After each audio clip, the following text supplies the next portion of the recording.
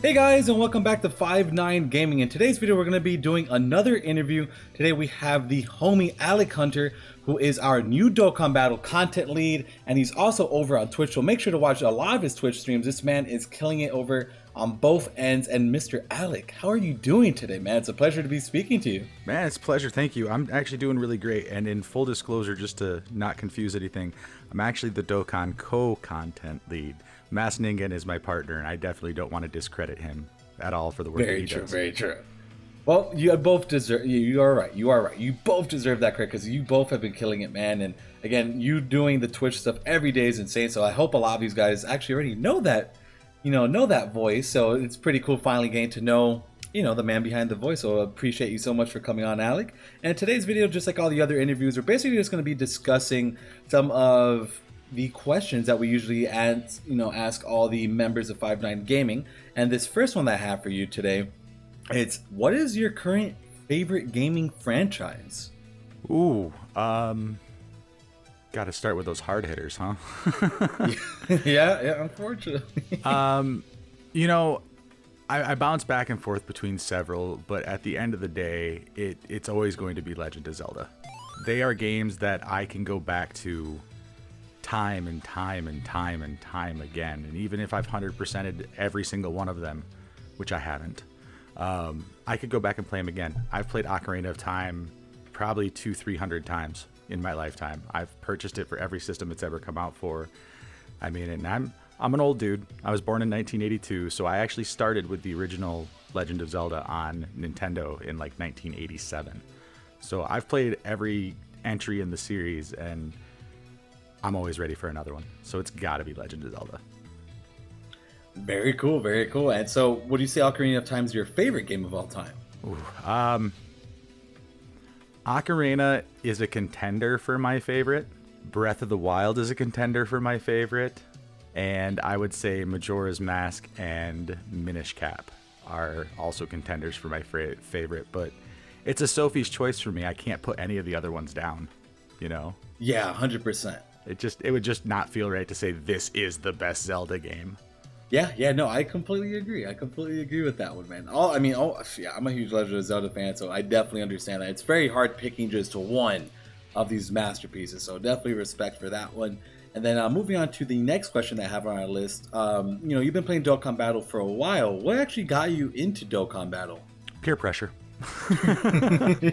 Oh boy. So it was about a month or two after Dokkan launched on Global. I had a couple friends who had started playing day one, and we were all, big Dragon Ball fans. I was hesitant to get into it because I had just had a really bad mobile game addiction with a Spider-Man game, which is probably my biggest fictional character love of all time. So I was like, I don't want to get into another mobile game and spend a bunch of money. And they convinced me to start playing. And then that was August or September of 2015. So about a month or two after it launched. And by October 1st, I'd already started spending money. So, oof. Yeah, I grabbed you pretty quick. It fell hard.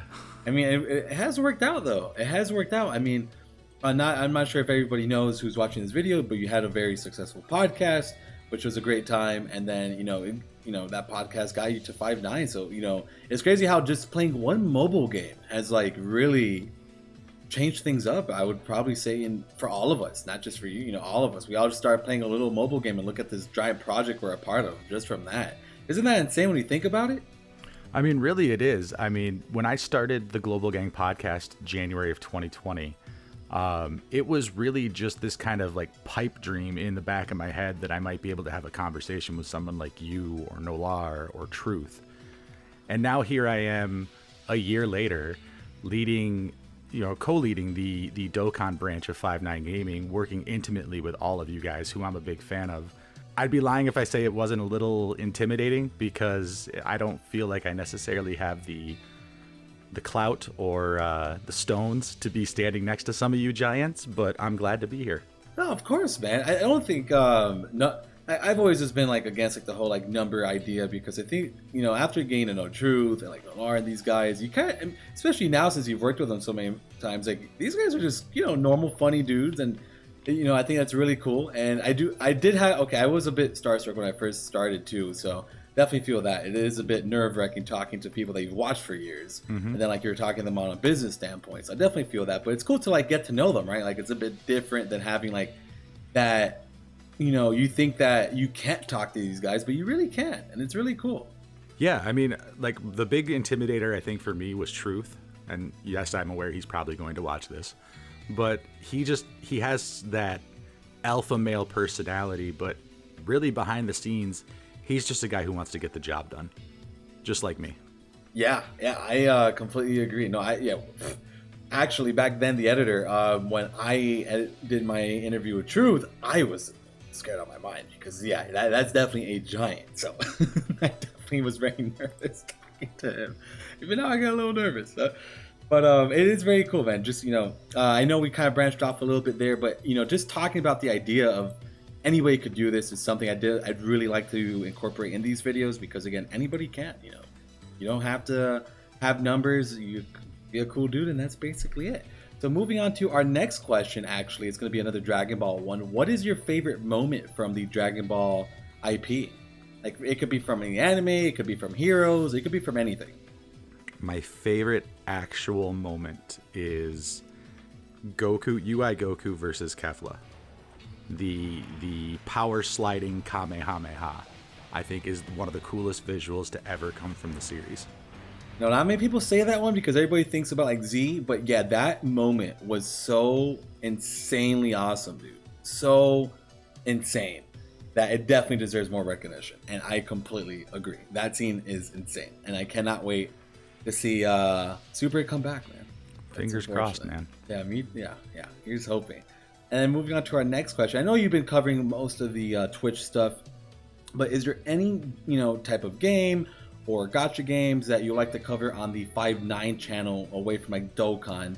Like, let's say like a retrospective of like a franchise. Like, was there anything that you would want to do like that for the channel? Well, nothing gacha related. I mean, Dokkan's pretty much my only gacha addiction, and I would like to keep it that way. I'd like to keep my apartment. Very good, very good. But as far as doing stuff like retrospectives, I mean, obviously Legend of Zelda would be my top choice, and I know that like Goresh is a huge fan of that, so it would be cool to collab with him on something like that. Resident Evil would be another choice. Final Fantasy. Like right now I'm playing Chrono Trigger over on the Twitch channel on Thursdays. So following Chrono Trigger, Chrono Cross, that would be fun. Basically the classics. I mean, I'd even do a Mario retrospective or, Metroid. Metroid would be another good one. I have a million games. I've been playing games for years, so. Very cool, very cool. No, yeah, and that would be definitely very exciting to see because, I mean, those are all fantastic games. So hopefully we could get you on something like that with Hazink and Lethal, and I'm sure they would have a blast making some type of retrospective of a Mario game or Resident Evil. Because the cool thing about retrospectives is like, you could do a retrospective on each individual game. So they could do one on Ocarina, they could do one on Breath of the Wild if they wanted to, just kind of stuff like that. So that would be really neat to see you on one of these days. Of course, once you get the time, because I do know you're on Twitch like 6-7 hours of the day pretty much at this point. Yeah, I mean Monday through Friday I'm guaranteed on there from 8 a.m. Pacific until noon Pacific, but then I'm also on various other people's streams, jumping in, hanging out, playing games. I would say I probably log in a full-time job every week with 59. Very cool. So make sure, everybody watching the video, make sure to go over on the Twitch end of things and watch Alec streams. I do know that Fridays you have like a poll where you let the fans pick the game, right? Well, so the initial poll was to pick the game, and right now it's Breath of the Wild. So now what Fan Choice Friday is, I put up options of what I'm going to be doing during the next playthrough. So whether or not I go to go get shrines or get the DLC equipment or fight the divine beasts, like what is the focus of the next stream going to be? And then the viewers get to pick that. Very cool, very cool. Alrighty. So moving on to our next question. So we have 3 questions left here. This one being a double-ended one. What is your advice to small content creators or someone who's just trying to start a podcast in general? Because again, you did have a great podcast going on.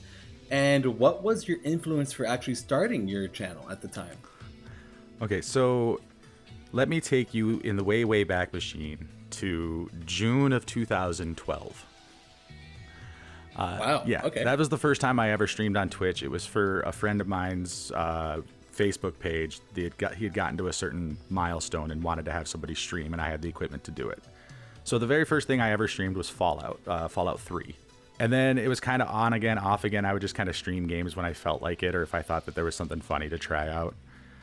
It wasn't until like 2016, 2017 where I really started to like build down a schedule under my personal channel. And then late 2019, I wanted to I was actually inspired by the Ultimate Tag Team podcast.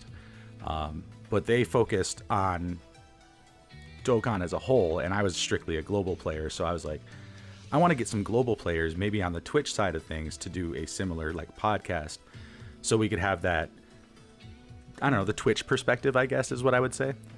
Because you know, at that time, it was the Ultimate Tag Team was completely on YouTube, so I wanted to, you know, branch out and get smaller Twitch creators, and you know, have a rotating guest maybe every once in a while.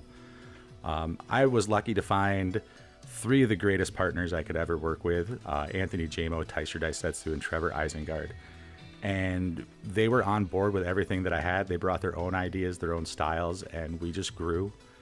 Our first guest was in our 5th episode, and that was Toon Rami. And then after that, throughout the rest of the 49 episode run, there were only a total of, I think, 6 episodes that we didn't have a guest. So it wasn't just that my partners took it seriously, the fans embraced it, but also the creator community just supported us in a way that I never expected. Yeah, no, and I got to be on one of those, and I was very vocal when it was over. I'm like, no, because because you had something. It was so fun. But I mean, really, GPP is not really gone because you guys are just here now, which is really cool. Right. I see you guys always hanging out on Twitch. Now since we have like the actual Dokkan podcast here as well, there's still like a lot of ways for you guys to still incorporating like, the global game podcast stuff. So it's pretty cool, man. And now you have you have way more people to be able to grab, for stuff like that, or just Dokkan Battle discussion videos. So I think that's really cool, man. Crazy to think that like the little podcast has just evolved into something more, and it's really cool, dude. And I'm very happy for you. I know this is a huge success for all of you. So congrats to all of you, man. Yeah, thank you. I'm very proud of the work that the team put out during that time. Yeah, no, me too. So the last question I have for you, I had two. The last question I was actually going to ask you, what was your favorite Nintendo game? But we did go over that pretty early on. So the Legend of Zelda games definitely sound like those are going to be your number ones. And then the last question I have is, what are your future goals and plans for 59Gaming? Oh, I feel like that's an ever-evolving thing, because as soon as I get a plan, somebody else comes back with something that I'm like, oh, that's so much better, we need to do that, because the thing that I don't think people realize about 59Gaming is that the caliber of creators we have here, regardless of their viewer counts, is astronomically amazing. Everybody has ideas, everybody has, their own style, and it's a matter of meshing with that, but really, deep down inside, I have this not-so-secret passion project. I want to play Dungeons & Dragons with some of the guys from 59 and put that up on Twitch. That would be pretty cool. That would be cool. Yeah. Pen and paper RPG, baby. No video games involved. Let's take it old school. Well, that's a pretty big plan. So, everybody who's watching this video, make sure to let everyone know how much you want Dungeons & Dragons on 59. And maybe we could start peer pressuring more of the guys into it. We'll get the numbers. We'll start pushing it on Twitch, YouTube, because that does sound like a good time. And how would you do that? Would that be like a Twitch thing? Yeah, it would be a Twitch thing. Ideally, I would like it to be something where we do like once a month or once every 2 weeks, because I know schedules are rough. But it would just be maybe 5 or 6 guys plus me running the game, and we would play through a pre-generated module. So it wouldn't be a story that I'd create. We would use something actually structured so we could create, episodes and stuff around it. So like highlights and stuff could go up on YouTube. Very cool, very cool. Well, hopefully we could get that set up. That would be pretty cool. And Mr. AlecHunter, that is all the questions I had for you in this interview. So I really appreciate you taking the time out of your day to be able to do this. To all our viewers, make sure to check the websites and the links in the description. Check out all of Alec's social media pages, his Twitter, and all that. Make sure to follow him so that way you could, if there's a game that you want to see him cover, definitely let him know when he does one of those polls again. Make sure to follow the Twitch channel as well. Alec is there 8 to 12 Pacific, and he's also there quite a number of other times with like the other guys, like the Pokemon guys, and and pretty much we have streams going on all the time, so you never know who's going to pop in. So make sure to follow the Twitch channel and follow all the various different social medias from 59Gaming. There is a lot of them, so make sure to check that out. And all in the description. And Mr. Alec, do you have any closing statements for our viewers? Well, yeah, actually, I want to thank all of the viewers because you guys have been so warm and so welcoming. It's a blast being on Twitch. I love interacting with you guys directly. So keep it up, and I promise I will too. Very cool, very cool. So there we go, guys. I am Gotcha Talks. We have AlecHunter, and we'll see you guys in the next one for the next 59Gaming video. Take care, everybody, and peace out.